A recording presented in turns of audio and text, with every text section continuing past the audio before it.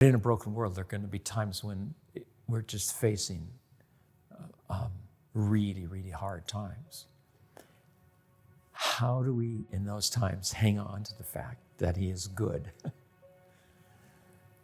In the Psalms, the psalmists keep coming back to the word remember, remembering that he doesn't change in his character. And so even though this awful thing is happening, he is still good. One of the most challenging times for Sharon and me was when our then 19-year-old son, who we adopted from Russia, fell off a 120-foot cliff and was taken to a hospital and was in a coma. He was in a coma 30 days and then had 6 months of massive rehab. We never thought we would face something like this.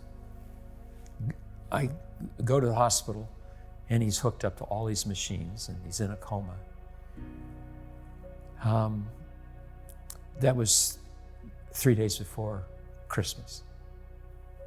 I'm driving home after having been in the hospital all day, and I'm just having to say, "You're good. You're good. I have to believe you're good." And I heard in my head something like, "There's never a time when I'm not present." And he paused, and I think the implication was he was asking me, "Am I right?" There's never a time when I'm not present. There's never a time when I'm not aware of what you're experiencing. There's never a time when I am passive in your life. There's never a time when I'm giving up on you. There's never a time when I'm not good. And I had to just say yes to all those. So it's remembering what we learn in the book, that he says he's good. We've had signs of it in our lives, and you just hang on. He's good.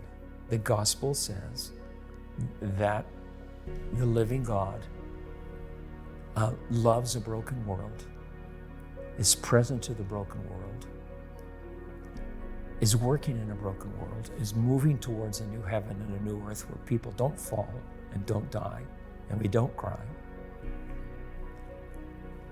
And that he's with us in the midst of that.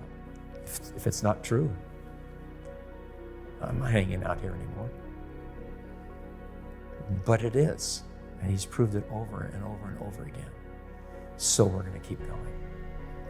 And look for all the other signs of goodness around us. And there are. So I encourage people who are going through a deep valley of grief, try to name things that are obviously good in your life. So you have perspective, because it can be called all-consuming, that this one thing is calling into question God's goodness throughout all of history. And I understand that emotionally.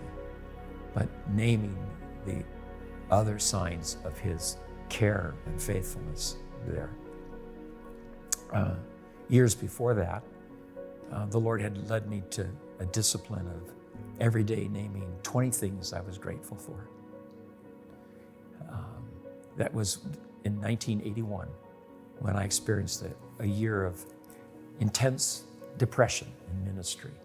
And what got me through was preaching through the book of Romans. And then 20 things I'm grateful for every day. And I've been doing that ever since. And that discipline just keeps, you just keep remembering. He'll never let us down. We're sometimes sing in the church that Sharon and I are part of. I'm the oldest person in the room.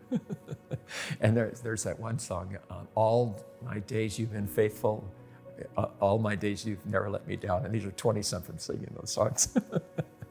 And I want to stand up and say, let me tell you, it's really true. And I can testify at 75, you're good. And I'm just going to bank it all on the fact you're good.